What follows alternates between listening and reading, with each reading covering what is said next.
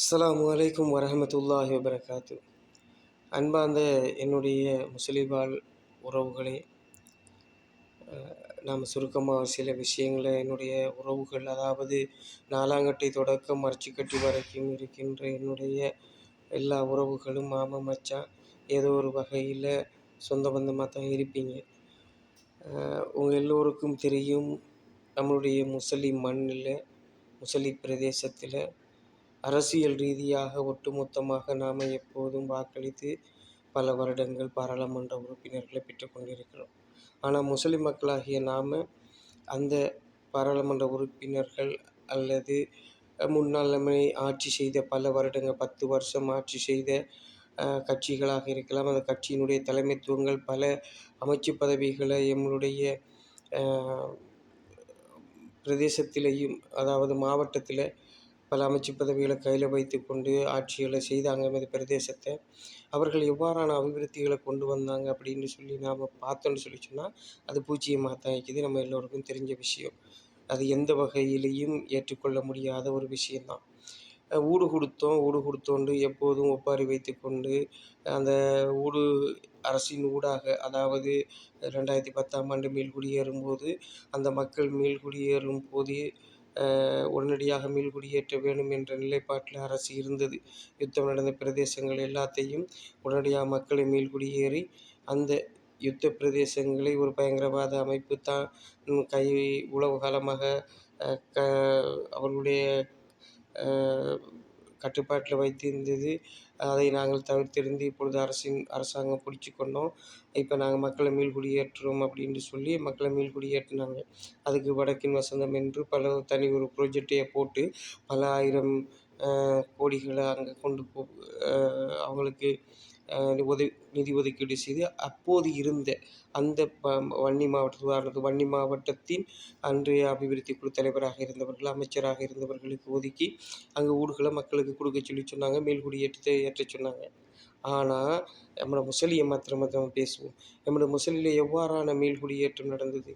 அங்கே நடத்தப்பட்ட மீள்குடியேற்றம் சரியாக ஒரு திட்டமிடலோடு நடைபெற்றதா? நம்மளுடைய இன்றைக்கு வந்து முஸ்லிமில் நாங்கள் தான் அபிவிருத்தி செஞ்சோம், முஸ்லிய காடுகளாக நாங்கள் இன்றைக்கு ஒரு ஊடக சந்திப்பில் ஒரு எமது சகோதரர் முன்னாள் பிரதேச உறுப்பினர் பேசியிருந்தார். காடுகளை அழித்து வீடுகளை கொடுத்தோம் அப்படின்னு சொல்லி.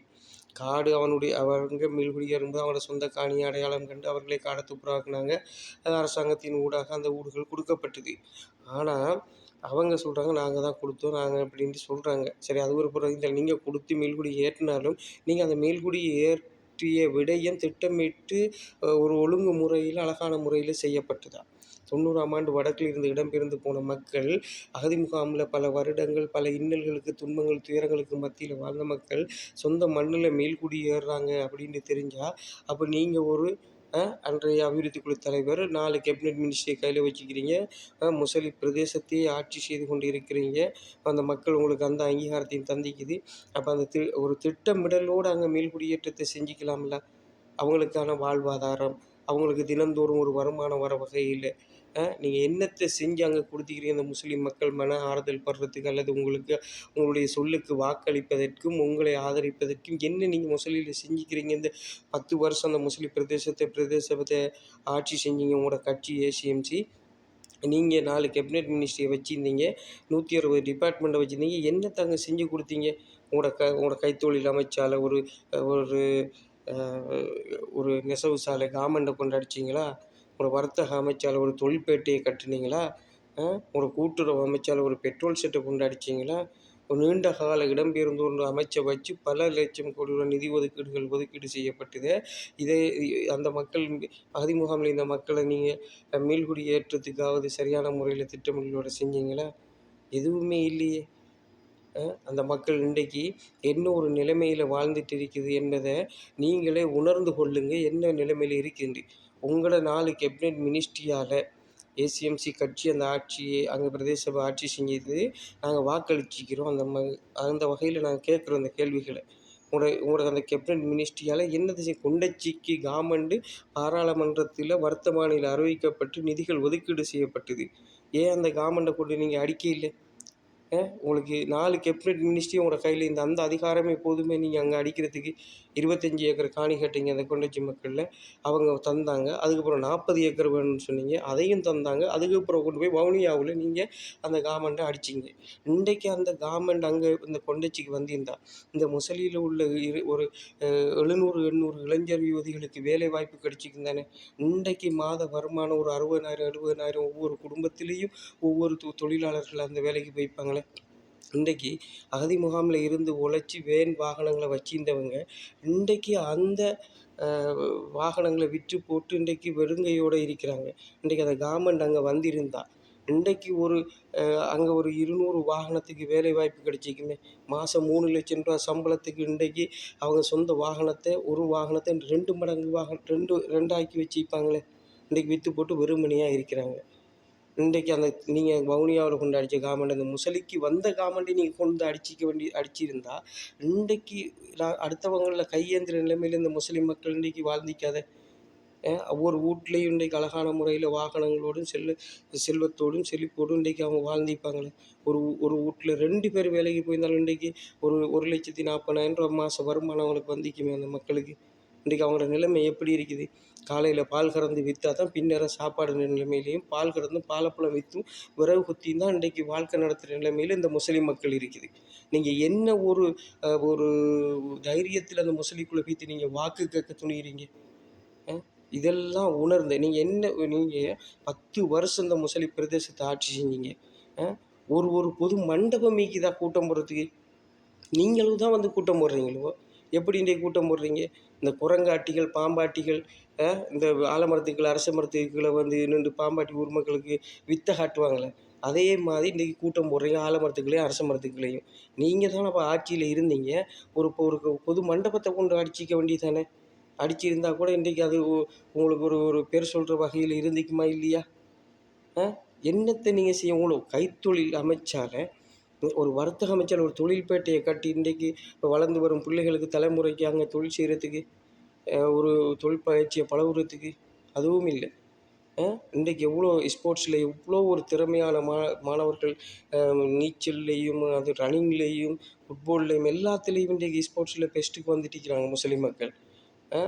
நாமளால் கொண்டு வரப்பட்டதை உடனடியாக தடுத்து நிறுத்தி செம்பி கொண்டு வந்துட்டார்ன்ற ஒரு எண்ணத்தில் அந்த ஒரு பொது விளையாட்டு மைதானத்தை கொண்டு போய் எங்கேயோ அடிச்சிங்க.